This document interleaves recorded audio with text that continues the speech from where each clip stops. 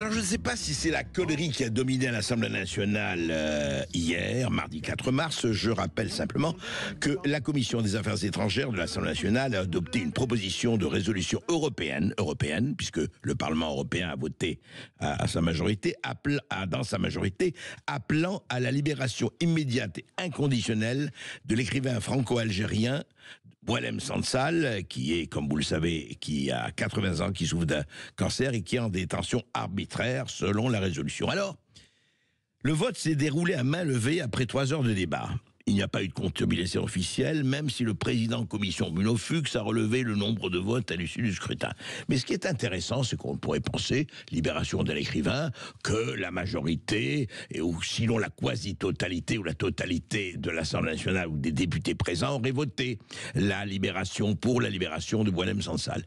Eh bien, cette proposition de résolution européenne a été soutenue par la droite, mais la gauche, à savoir les élus de la France insoumise, des écologistes et du Parti socialiste, s'il vous plaît, s'est abstenu. L'ex-président de la République, François Hollande, et le patron du PS, Olivier Faure, n'étaient pas présents à la séance et donc n'ont pas pris part au scrutin. Xavier Driancourt, bonjour. Bonjour. Je rappelle, et on vous connaît, on est toujours heureux de vous accueillir à ce micro. Vous avez été 2 fois ambassadeur de France en Algérie pour une période de 7 ans, en tout 4 et 3. Qu'est-ce que ça vous inspire, ce vote de vos compatriotes ou de nos représentants à l'Assemblée nationale?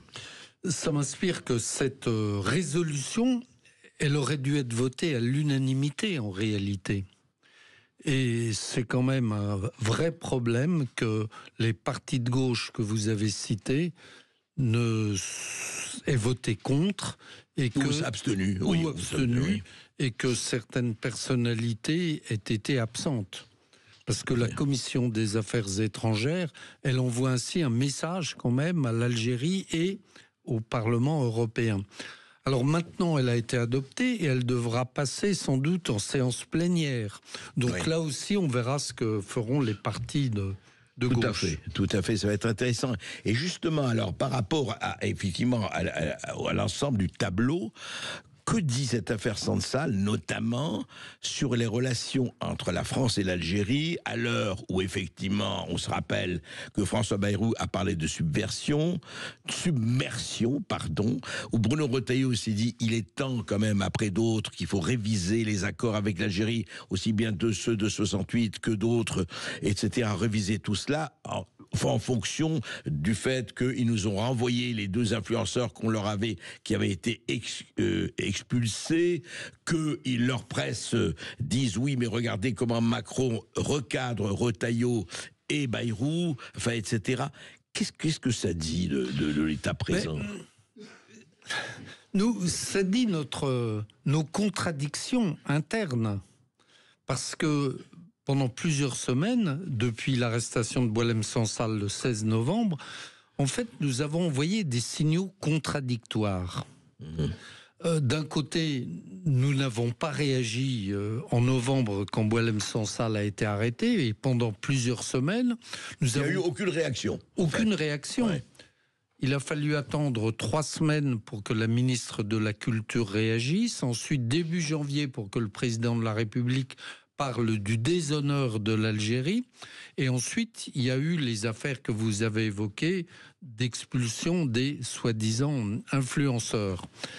Mais pendant 3 semaines, donc pendant 3 mois, nous n'avons rien fait, et en même temps, nous avons provoqué l'Algérie en envoyant Rachida Dati, puis Gérard Larcher au Sahara occidental, ce qui est le chiffon rouge pour l'Algérie. Donc, si vous voulez, les Algériens, ils regardent ce spectacle, une France qui d'un côté ne réagit pas et qui de l'autre fait de la provocation à leurs yeux. En plus, on a montré les divergences entre M. Retailleau et le ministre des Affaires étrangères, Jean-Noël Barrot. Tout ça sur une certaine cacophonie gouvernementale que vous avez rappelée, avec l'intervention du Premier ministre, puis du Président de la République. Donc les Algériens, ils disent vraiment, les Français... on peut continuer comme ça. C'est ça, c'est un peu n'importe quoi, en tout cas la politique. Mais alors, qu'est-ce qui se passe? Parce qu'on en avait parlé ici, vous étiez venu nous en parler de façon très très claire. Qu'est-ce qui fait que justement, je dirais presque que la purée de pois s'épaissit entre la France et l'Algérie? Effectivement, vous avez dit d'un côté, on envoie Gérard Larcher ou Rachida Dati au Sahara occidental et chiffon rouge pour l'Algérie. Et d'ailleurs, c'est ce qui reproche à Boualem Sansal d'avoir dire que ça appartenait au Maroc. Hein, bon, mais qu'est-ce qui fait que, au lieu d'essayer d'éclaircir tout cela, ça s'épaissit, c'est une opacité totale et qui amène effectivement à une tension énorme. Et quand on dit surtout, Xavier Dréancourt, que oui, Emmanuel Macron aurait fait ça parce que la diaspora algérienne, forte de plusieurs millions de personnes en France, risque effectivement de s'enflammer, etc., etc. De quoi c'est le nom, tout cela? C'est le nom du fait que nous sommes très timorés face à l'Algérie et que, comme je le dis souvent, l'Algérie c'est de la politique étrangère et de la politique intérieure française. Alors on dit c'est parce qu'il y a une diaspora algérienne en France, mais je crois qu'on surestime aussi cette diaspora algérienne qui ne connaît absolument pas Boualem Sansal, soyons clairs. Oui, bien sûr. Et Boualem Sansal n'écrit pas non plus pour les Algériens d'Algérie, parce qu'il écrit en français, il est publié en France. Mais ce ne sont pas les Algériens de France qui lisent et connaissent Boualem Sansal. Donc je crois qu'on utilise cet argument pour finalement ne rien faire. Ouais. C'est ça qui est grave.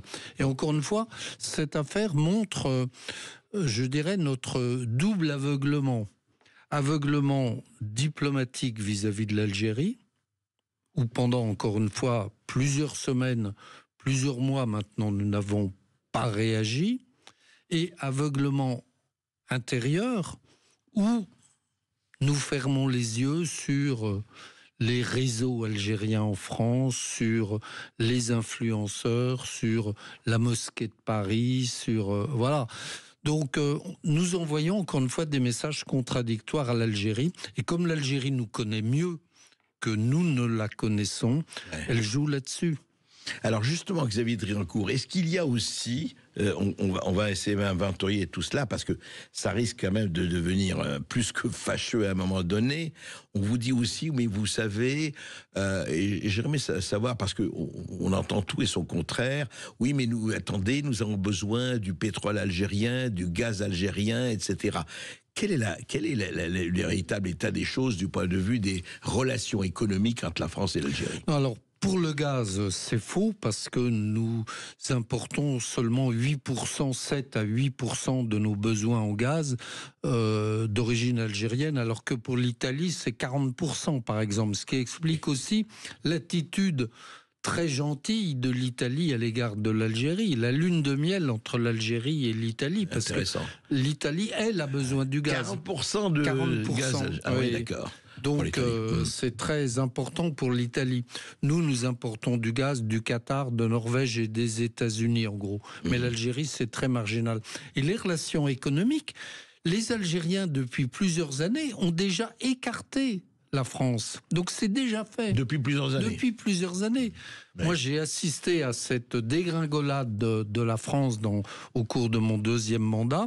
Ils ont écarté Aéroport de Paris, ils ont écarté la RATP, ils ont écarté Suez et annulé des contrats avec Suez. Ils ont écarté Total et l'ont empêché de racheter une société américaine en Algérie. Bref, ils ont pris déjà des mesures importantes contre la France. Donc c'est déjà fait. Et récemment, il y a quelques semaines, ils ont remplacé le blé français.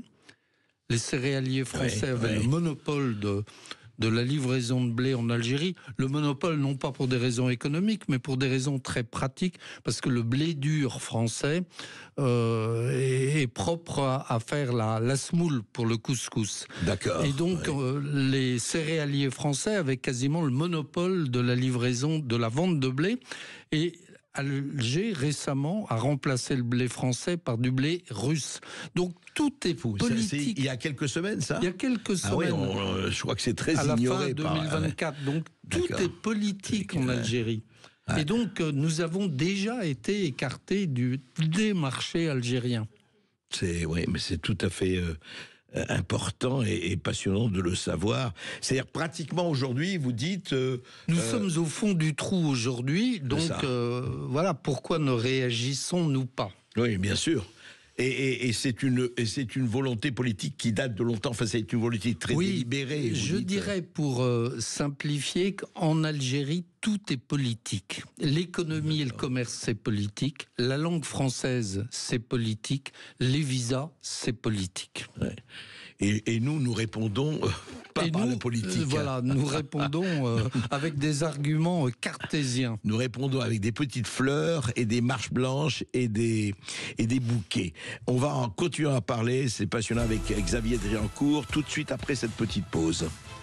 Sud Radio Berkoff dans tous ses états, midi 14h. André Berkoff. Et nous sommes toujours, pour notre plus grand plaisir, avec Xavier Driancourt, ex-ambassadeur de France en Algérie. Je rappelle, à 2 reprises, il a été pendant 7 ans. Donc s'il y a quelqu'un qui connaît effectivement et l'Algérie et les relations franco-algériennes, c'est bien lui. Et justement, on parlait hors antenne, Xavier Driancourt, c'est quand même intéressant. J'avoue que ça m'a échappé, je n'ai pas lu. Mais il y a quelques semaines, même pas, le journal français L'Opinion, Nicolas Bétou, le directeur, a interviewé le président algérien Tebboune. Qu'est-ce qu'il disait? Parce que il disait beaucoup de choses, Tebboune. Oui, c'est assez révélateur de l'état d'esprit que vous évoquiez juste avant la pause. Il y a toute une série de contre-vérités qui sont énoncées par le président algérien. Alors d'abord, l'énormité absolue, c'est qu'il dit on a arrêté Boualem Sansal parce que il avait dîné la veille au soir avec Xavier Driancourt. Ah, c'est donc grave. Vous voyez, méfiez-vous, André Berkoff, en sortant d'ici, vous risquez d'être arrêté. Je reçois Xavier Driancourt, ça me met en danger. Et emmené dans un panier à salade. Il a dit tel quel. Donc, dîner avec Driancourt, c'est une condamnation. Donc il ne parle plus du Maroc ou des déclarations de Boualem Sansal dans la presse française. Non, il donne ça comme argument. Il dit également que, parce qu'il est interrogé sur la question de l'immigration, et il dit... Mais je vais reprendre des Algériens qui sont en situation irrégulière aux États-Unis, parce que vous comprenez, les États-Unis ont, eux, un problème migratoire, mais la France n'en a pas. Or, on connaît la situation en France, et Didier Lesky, qui vient parfois sur cette antenne, disait récemment que l'Observatoire de l'immigration. Oui, de l'Office français de l'immigration, qui est le bras séculier du ministère de l'Intérieur. Et Didier Lesky est préfet et directeur général de l'OFI. Et Didier Lesky rappelait que en 2024, il y a eu 35 000 Algériens en situation irrégulière contrôlés. 35 000 en situation irrégulière. 35 000. Donc, si on ajoute ceux qui ne sont pas contrôlés, ça fait peut-être 30 000 en plus. Donc, on doit être, disait Didier Lesky, autour de 50 000, 60 000 Algériens en situation irrégulière, dont 35 000 ont été contrôlés. Et cela, il ne compte pas pour le président Tebboune. Et cela ne pose pas de problème migratoire pour le président Tebboune. Il dit d'ailleurs qu'il n'y a pas d'Algériens en situation irrégulière. Il dit je n'en envoie pas en France. En France, vous n'avez que des médecins, des ingénieurs, des cadres qui sont parfaitement intégrés en France. Donc, où est le problème ? Et donc il dit tout ça d'un journal français, L'Opinion. Tout à fait. Et donc, il arbore une parfaite bonne conscience, enfin en tout cas... Une parfaite mauvaise foi et une parfaite bonne conscience. Ouais. Et alors justement, mais parlons un peu de ça. Et ils se réjouissent, vous parliez justement des journaux algériens, on a tous vu Macron rabroue Retailleau ou le remet à sa place, etc. Dans une jubilation que l'on peut d'ailleurs comprendre si on est journaliste algérien ou autre. Mais justement, parlons un peu de ça, même... Est-ce qu'il y a mystère? Il y a quoi? C'est-à-dire, comment il se fait? Encore une fois, il n'y a pas de jugement ni moral ni autre. Il ne s'agit pas d'invectiver ou de juger. Mais qu'est-ce qui fait qu'entre un président, son Premier ministre et son ministre de l'Intérieur, sur une situation aussi importante et sur une question aussi délicate que celle des rapports France-Algérie, il y a des déclarations, donc, et vous les connaissez mieux que moi, Xavier Driancourt, donc, d'abord, la submersion de la part de François Bayrou. Il faut revoir les accords, dit le même Premier ministre. Bruno Retailleau qui dit, écoute, c'est plus possible, ça peut pas continuer comme ça, d'avoir cette espèce de laxisme vis-à-vis de l'Algérie qui vraiment nous bouscule et nous humilie. Il a appelé d'humiliation, hein, Bruno Retailleau. Et Emmanuel Macron qui dit, écoutez, la loi de 68, on ne va pas la changer comme ça. Oui, il faut y réfléchir, il y a des choses à faire, c'est évident, mais il faut voir un peu. D'ailleurs, François Bayrou avait dit, nous allons faire une commission, et dans 4 ou 6 semaines, on verra ce qu'on va faire. Toujours, comme disait Henri Queuille, il faut créer une commission quand il y a une crise. Hein. Ouais, ça montre l'extrême difficulté de l'équation politique intérieure française, équation dont jouent les Algériens, encore une fois. Et nous envoyons, là encore, des messages contradictoires.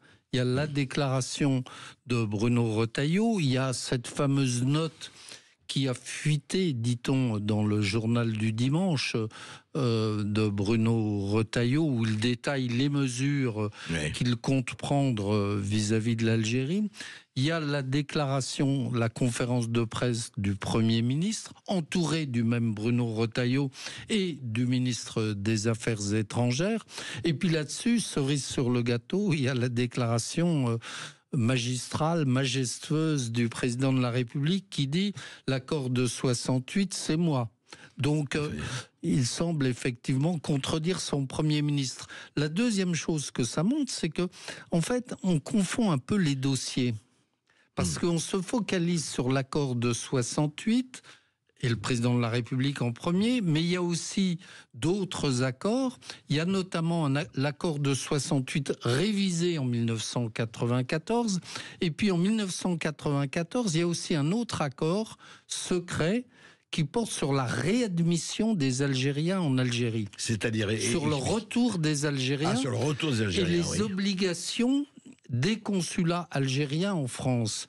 Et en parlant de 1994, et le président de la République et le Premier ministre ont mélangé ces différents textes. C'est-à-dire, expliquez-nous, sans entrer dans le détail, évidemment, qui nous amènerait loin, en fait, aujourd'hui, par rapport à l'accord de 68, et les accords... Il a été modifié à plusieurs reprises, dont une fois en 1994. D'accord. Et le Premier ministre, comme le président de la République, ont parlé de l'accord de 1994 et faisaient référence manifestement à cette révision de l'accord de 68.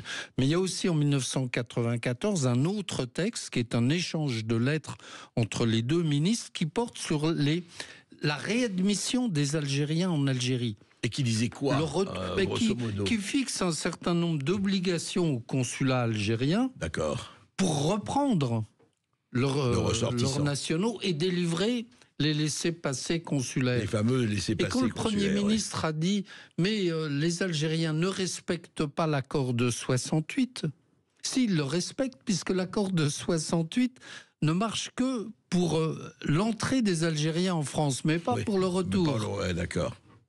Et ils n'ont pas évoqué Mais il n'a pas évoqué cet échange de lettres sur la réadmission. C'était avec Bernard Kouchner qui était à ce moment-là. Non, 94, c'était Alain Juppé qui était ministre.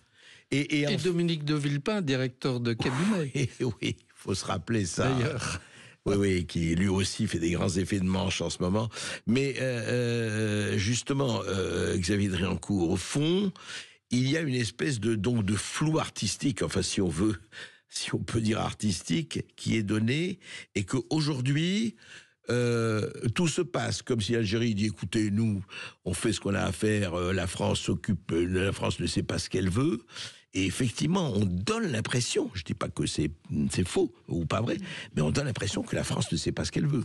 On donne l'impression que la France ne sait pas ce qu'elle veut, alors que l'Algérie sait ce qu'elle veut. C'est-à-dire, qu'est-ce qui va se passer maintenant ? Le Premier ministre a fixé un délai de 4 à 6 semaines pour renégocier l'accord de 68. L'Algérie, à mon sens, à mon avis, ne va pas entrer dans la discussion. Elle va faire le mort. Pourquoi est-ce que les Algériens feraient plaisir à M. Bayrou et à M. Retailleau ? À mon avis, revoyons-nous dans 4 ou 6 semaines, et là, nous serons au pied du mur. Oui, parce que le Premier ministre a dit on va dénoncer l'accord de 68 si il n'est pas renégocié d'ici là. Et le président de la République dit ah non, l'accord de 68, c'est ma pomme. D'ailleurs, le président, en l'occurrence, le président de la République nous a annoncé un scoop, il est président de la République. Ce qu'on ignorait effectivement de façon absolument drastique depuis.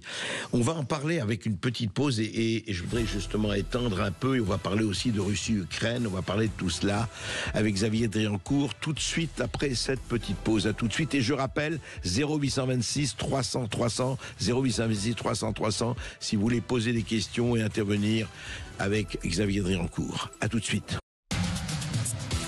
Sud Radio Berkov dans tous ses états, midi 14h. André Berkov. Et nous sommes avec l'ex-ambassadeur de France en Algérie, Xavier Driancourt, et on parle effectivement de ces relations, je dirais pour le moins opaques, difficiles, en montagne russe entre ces deux pays. Et vous avez parlé justement, on voudrait revenir là-dessus, vous avez employé l'expression, déjà vous l'avez employé à l'antenne, mais on vient de parler du double aveuglement. Comment vous le définissez encore, ce double aveuglement, Xavier Driancourt ? Je dirais que cette affaire Boualem Sansal, puisque dans le fond tout est parti de là et de la reconnaissance par la France du Sahara marocain, révèle notre double aveuglement. Aveuglement dans la relation avec l'Algérie, donc sur le plan international, où nous payons aujourd'hui finalement les incohérences des dernières années, l'absence de continuité dans notre politique vis-à-vis de l'Algérie, l'absence de fermeté également dans notre politique vis-à-vis de l'Algérie, le fait que nous n'avons jamais dénoncé la répression qu'il y a aussi en Algérie. C'est vrai. Je voyais l'autre jour un dessinateur algérien, Giles Aynouch, qui était effondré parce qu'il venait d'apprendre qu'il avait été condamné à 20 ans de prison pour un dessin offensant le président algérien, après avoir été condamné 10 ans de prison déjà pour le même dessin. Donc il me disait, j'ai 10 ans... Vous voulez dire, ils ont donné 20 ans plus en plus. 20 ans en plus. Il est en France, oubliez-vous. Il est en France, mais ça veut dire qu'il ne peut pas retourner en Algérie. Et il est condamné pour le même motif que Boualem Sansal, c'est-à-dire atteinte à la sûreté de l'État. Donc un dessin et même un dîner, comme l'a dit le président algérien, peuvent constituer une atteinte à la sûreté de l'État. Donc nous n'avons rien dit pendant des années sur la répression qu'il y a en Algérie. Donc aveuglement français et puis aveuglement aujourd'hui sur ce qui se passe en France, sur les réseaux algériens, sur les influenceurs, sur les réseaux Mehdi Guézard, la mosquée de Paris, etc. Le monopole de la viande halal, etc. Voilà, etc. donc enfin, tout ça. là aussi l'article du journal L'Opinion sur la certification halal par la mosquée de Paris, tout ça grâce à un accord de Tebboune. Donc voilà, on découvre tout cela aujourd'hui. Et cette affaire Boualem Sansal, en plus, elle souligne les incohérences politiques, vous l'évoquiez juste avant, au sein du gouvernement. Alors justement, au fond, ce serait intéressant de faire un peu d'histoire, Xavier Driancourt. Est-ce que ce malentendu ou cette espèce d'ambiguïté, est-ce qu'elle date de 1962 ? Est-ce qu'on a vraiment voulu, voilà, on a réglé la chose et puis on a laissé sous le boisseau un certain nombre de choses. Il ne faut pas en parler, circuler, il n'y a rien à voir. Oui, c'est clair. C'est dès 1962 que, dans le fond, le général de Gaulle était trop content d'avoir enfin réglé l'affaire algérienne et de s'être débarrassé de ce fardeau. Donc, il n'y a qu'à relire à la fois les mémoires du général de Gaulle et puis surtout les confidences faites à Alain Peyrefitte. Ah oui. Et il dit parfaitement, bon maintenant, le problème est réglé, on passe à autre chose. Il faut passer à autre chose. On ne veut plus en entendre parler. Et donc voilà, il faut fermer les yeux sur tout ça. Et nous avons fermé les yeux à partir de 62 sur la réalité algérienne et puis sur la réalité de la relation franco-algérienne. Il ne faut pas oublier, André Berkoff, que en 62, les accords d'Évian, ils sont négociés par le gouvernement provisoire algérien, une équipe de 5 ou 6 négociateurs algériens.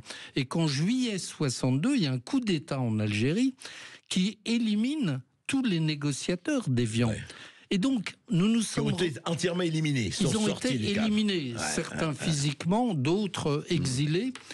Et donc, à partir de juillet 62, les accords d'Évian datent de mars. Donc, en juillet 62, la France du général de Gaulle s'est retrouvée face à des gens qui n'avaient pas signé les accords d'Évian, qui n'étaient pas d'accord sur leur contenu, qui n'avaient rien négocié. Et qui disaient, nous, écoutez, tout cela ne nous engage pas. Donc, je crois que c'est fondamental. Nous avons fermé les yeux à la fois sur cette réalité et puis sur ce régime militaire, FLN militaire, soviétique en plus, parce que voilà, on voulait tourner la page. Ouais. Oui. Et eux ont dit, c'était très clair, on dit ça ne nous engage pas. Ça ne nous engage pas. C'est ça. Et on a fait comme si... on n'entendait pas, ils pouvaient parler. Mais donc, voilà, la réalité, ça date de 62. Tout ce qui se passe aujourd'hui, les racines montent à 60 ans et plus. Les racines remontent à 1962. Ouais. Et nous le payons aujourd'hui, parce que pendant 63 ans, nous avons fermé les yeux sur la réalité algérienne. Oui, c'est ça qui est fondamental. Un de vos confrères... journaliste à Jeune Afrique, Farid Alilat, qui est un journaliste algérien. Il n'est pas binational, il est algérien. Il est rentré en Algérie au mois de septembre.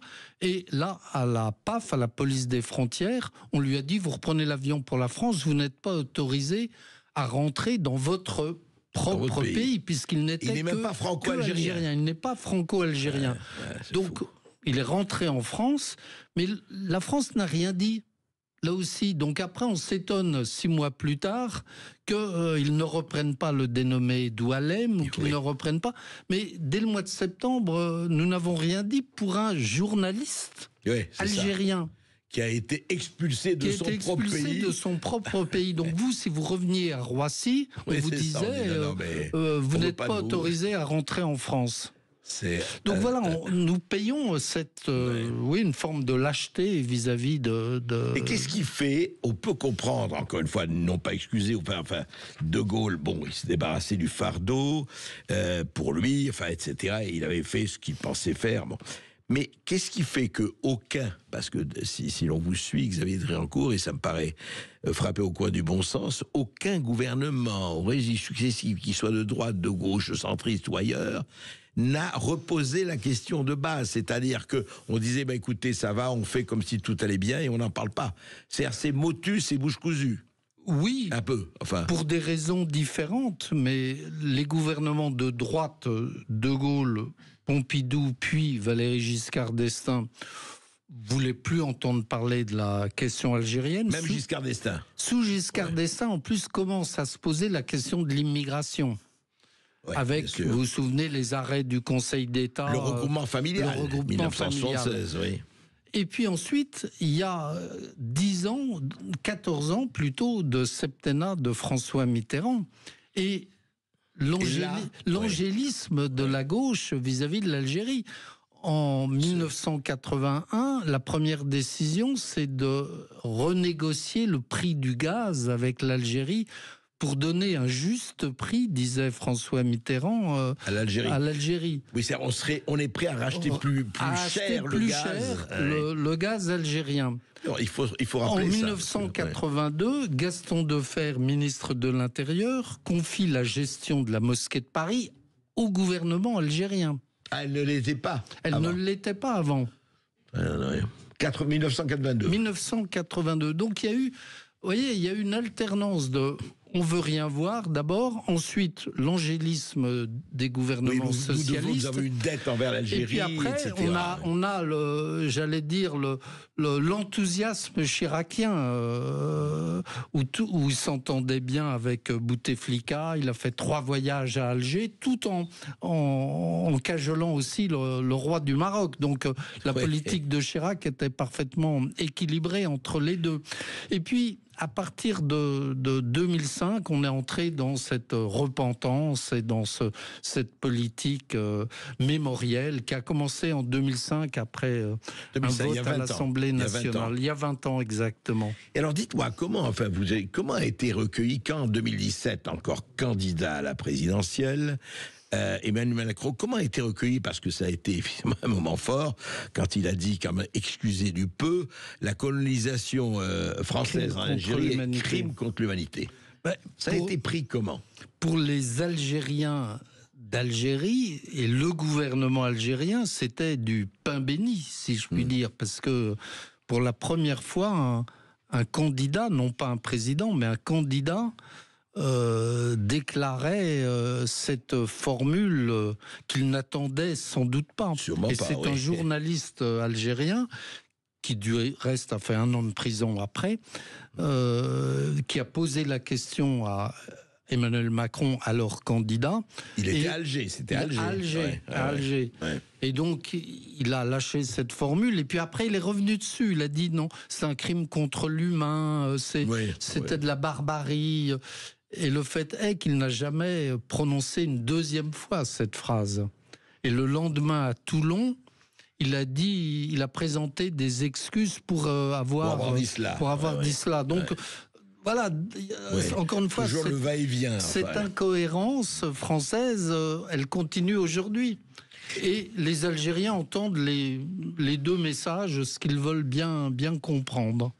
Et dites-moi, vous l'avez dit quelque part, vous l'avez écrit aussi, tout se passe, Xavier Dréancourt, comme si... comment dirais-je, la France était encore, vous savez, comment dire, voir le dernier Français à son dernier soupir, seul en être la cause et mourir de plaisir, comme disait un certain Racine ou un certain Corneille. J'ai des doutes affreux. Non mais, est-ce que la France est toujours, ils essaient toujours... Juste un mot, est-ce que vous étiez encore ambassadeur quand ils ont décidé de rétablir le couplet anti-français dans l'hymne algérien? Non, j'avais quitté Alger, mais c'est vrai que ce couplet existait déjà, mais c'est le 5e couplet de l'hymne national. Et en général, dans les cérémonies officielles, on ne joue jamais 5 couplets. On joue le premier, comme en France, la Marseillaise. Mais là, ils ont décidé, il y a 2 ou 3 ans, que dans les cérémonies, 2-3 ans, en présence du président de la République, on jouerait les 5 couplets. Mais qui a décidé, vous savez, de réintroduire... c'est le président algérien. Donc il faut que la France... Ça commençait à l'époque, l'escalade... Donc la France... L'interdiction de l'enseignement du français, l'interdiction des écoles privées qui enseignent en français, l'hymne national algérien rétabli, et puis les interventions déjà dans la politique française avec Naël en juin 2023. Donc tout ça date de... Vous voyez, le tournant, c'est après le Irak, après l'échec du Irak et la politique du président. Donc il s'agit de retrouver un bon émissaire. Cette pelée, cette galeuse, d'où vient tout le mal. C'est tellement pratique. Bien sûr, ça, on sait ça un peu partout. Et juste un mot, quand il y a eu disparition du français, enfin de la langue française enseignée, etc., ce que vous disiez, il y a eu des réactions du côté gouvernement français ou du côté des autorités? Non, pas du tout. À ma connaissance, non. C'était considéré comme une affaire intérieure algérienne. Et puis encore une fois, parce que c'est une constante depuis 1962. Nous fermons les yeux, dans le fond, sur un sujet qui est épineux, qui est source de polémique, on craint toujours que ça fasse de la provocation en France. Donc voilà, je crois que c'est une constante. pas récente, encore une fois. Ça date de 62. Oui, c'est ça, mais il faut le rappeler. Ça s'est exacerbé ces dernières années parce qu'il y a une démarche délibérée quand même des autorités algériennes, et puis parce qu'il y a les réseaux sociaux qui n'existaient pas du temps du général de Gaulle. Qui amplifie la chose. Mais quand même, il y a des volontés délibérées au-delà de ça, effectivement, de part et d'autre. Et puis il y a, comme vous dites, enfin, en tout cas, on peut le dire, nous, un laxisme ou une incohérence ou une opacité, encore une fois, une espèce de brouillard de notre côté à nous, oui, Français. Tout à fait. Il faut le dire. On va continuer, on va parler de la politique internationale maintenant, avec Xavier Triancourt, après cette petite pause. Et n'oubliez pas, on vous attend 0826 300 300. À tout de suite. Sud Radio Berkov dans tous ses états, midi 14h. André Berkov.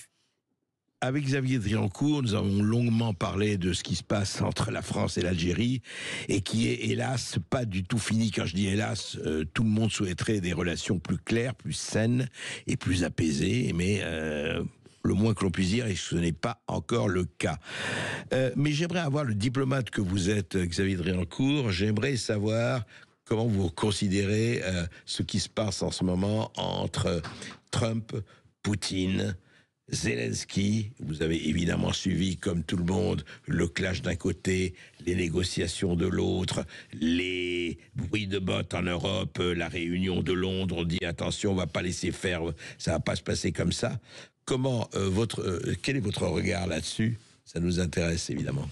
Oui, alors je suis moins un spécialiste de ces questions-là, de l'Ukraine en particulier, mais comme tout le monde, je m'intéresse à cette actualité. Et il y a déjà quelques semaines, je me demandais si dans le fond, ce que veut Trump, est-ce que ça ne serait pas d'aboutir à un grand marchandage avec Poutine, un marchandage non seulement sur l'Ukraine, mais beaucoup plus général. Dans le fond, Trump pourrait dire, on pourrait imaginer cela, Trump disant à Poutine, je ferme les yeux sur l'Europe, moi ça ne m'intéresse pas, ou ça ne m'intéresse plus, la sécurité des Européens, ça ne m'intéresse pas, ça ne concerne plus les États-Unis, donc je ferme les yeux sur l'Europe, l'Ukraine, on refait les frontières, c'est ton problème. On négocie les terres rares voilà. On voit ça avec Zelensky, mais c'est pas mon problème. Et en échange de quoi, toi, Vladimir, tu me laisses agir avec Israël au Moyen-Orient. Et on l'a vu avec la Syrie. Moscou n'est pas intervenu. Et on pourrait le voir demain avec l'Iran. Ouais. C'est-à-dire il pourrait y avoir une sorte de marchandage, dans le fond, de partage du monde entre ce qui se passe en Europe. Yalta. Oui, mais Trump-Poutine aujourd'hui. Poutine, oui, bien sûr. Mais visiblement, l'Europe, ça ne concerne plus, ça n'intéresse plus le président américain. Et ce qui l'intéresse, en revanche, c'est l'Iran, Israël et le Moyen-Orient d'une manière générale. Donc, on pourrait très bien imaginer que Israël, les monarchies du Golfe, avec l'accord tacite de la Russie, interviennent et fassent la paix ou le nettoyage au Moyen-Orient. Et troisième élément de ce marchandage, c'est l'Asie et Taïwan. Parce que j'allais vous parler, quid de la Chine et Taïwan. Donc toi, Vladimir, tu m'aides, tu convainques la Chine à ce qu'elle ferme les yeux sur Taïwan. On pourrait imaginer un espèce de deal, accord global. Et alors, du coup, quand même, c'est intéressant, je veux avoir votre avis. Non, mais même si vous n'êtes pas spécialiste, vous êtes diplomate, vous suivez tout cela, évidemment, avec minutie. Et quid des BRICS? Vous savez, on a beaucoup parlé à un moment donné des BRICS. Est-ce que ce qui se passe actuellement, ce rapprochement, effectivement, on le voit, entre Trump et Poutine, on ne sait pas jusqu'à où ça va aller, mais en tout cas, c'est parti. Est-ce que ça remet en cause la difficile gestation des BRICS depuis 10 ans ou 15 ans? à Non, votre avis? Les BRICS, c'est quelque chose de différent. Donc, c'est ce petit groupe de 5-6 pays et qui aujourd'hui est étendu à une dizaine de pays. Oui. Mais je crois que ce qui est important de noter, c'est que les BRICS, comme d'autres groupes, le groupe de Shanghai ou des différents, mais c'est vrai en ce qui concerne les BRICS, c'est ce qu'on appelle aussi le Sud global. Dans le fond, c'est la remise en cause de l'ordre mondial c'est clair. de 1945 auquel nous étions habitués. Et cette remise en cause, c'est d'une part la sécurité en Europe, et on voit que Trump lâche la sécurité en Europe et la sécurité européenne. La couverture nucléaire américaine, donc qui a été mise en place en 1944-45 après la guerre, mais c'est aussi l'architecture générale des Nations Unies, et notamment le Conseil de sécurité. Donc derrière les BRICS et derrière ce Sud, non pas radio mais global, il y a une contestation, une remise en cause de cette architecture onusienne. Pourquoi la France, comme la Grande-Bretagne, disent-ils, aurait aujourd'hui droit à un siège de membre permanent du Conseil de sécurité. Qu'est-ce que représente la France avec ses 3500 milliards de dettes? Qu'est-ce que représente la Grande-Bretagne? Alors que nous, l'Inde, le Brésil, l'Afrique du Sud, l'Indonésie, nous sommes des nations émergentes qui devrions avoir un siège au Conseil de sécurité. Donc vous voyez que tout ça, c'est derrière ce grand marchandage Trump-Poutine, il y a aussi d'autres remises en cause. Et qui ne va pas évidemment s'arrêter l'Ukraine et qui est déjà en gestation sur la planète. Nous vivons dans l'ère de nos certitudes. De nos certitudes et de notre calcul à la petite semaine, il faut le dire. Mais justement, est-ce que ça peut arriver? Vous avez entendu quand même? Est-ce qu'on croyez que c'est possible, sans faire du marque de café et de la voyance?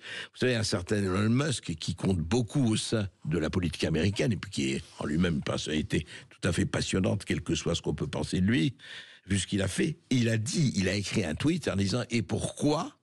Évidemment, ça n'engage que lui. Pourquoi ne quitterions-nous pas l'OTAN et l'ONU? Il y a des voix actuellement qui disent, mais attendez, est-ce que vraiment l'Amérique, l'OTAN, vous avez ça, Trump l'a dit depuis longtemps, vous n'avez qu'à payer plus, on paye 50% ou 60% du budget de l'OTAN, maintenant les Européens, si vous voulez la couverture, allez-y, 5% du PIB. L'ONU, est-ce que, à votre avis, cette espèce de redistribution des cartes du nouvel ordre mondial peut aller jusqu'à je dirais, le termitière OTAN en disant, mais écoutez, le pacte de Varsovie, c'est fini depuis longtemps, pourquoi pas l'OTAN? L'OTAN, c'est pas impossible, parce que pour l'instant, les États-Unis sont un peu sur cette voie sans le dire, mais ils n'ont pas juridiquement quitté l'OTAN, évidemment. Non, bien sûr. Mais s'ils arrivent à obtenir ce qu'ils veulent, c'est-à-dire un rééquilibrage au sein de l'OTAN, notamment un rééquilibrage financier, dans le fond, ils auraient obtenu satisfaction. C'est vrai. L'ONU, pourquoi pas dans un deuxième temps, mais c'est un peu de la politique fiction. Je pense que les États-Unis auraient davantage à perdre en quittant l'ONU qu'à y gagner. Et puis, un mandat de président américain, c'est court, c'est 4 ans. C'est vrai. Donc 2 il peut ans, y avoir des pas la changements. majorité, d'ailleurs. 2 ans, 2 ans plus 2 ans. Plus 2 ans, faire des choses à ce point irréversibles, c'est quand même dangereux. En revanche, l'ONU peut être dépouillée de ses apparences, c'est-à-dire les États-Unis sortent d'un certain nombre d'organisations internationales, quittent l'accord sur l'Iran, quittent l'accord de Paris, quittent un certain nombre d'organisations, et finalement, ça revient au même. Ils ont déjà quitté l'Organisation mondiale de la santé, ça peut aller beaucoup plus loin. Ça peut aller beaucoup plus loin. C'est fascinant, vraiment, tout cela. Merci Xavier Driancourt. On a fait un large, je dirais simplement, un large éventail. On a regardé tout cela, mais peut-être qu'on pourrait dire que peut-être qu'une certaine passivité est mauvaise conseillère. Voilà. Merci.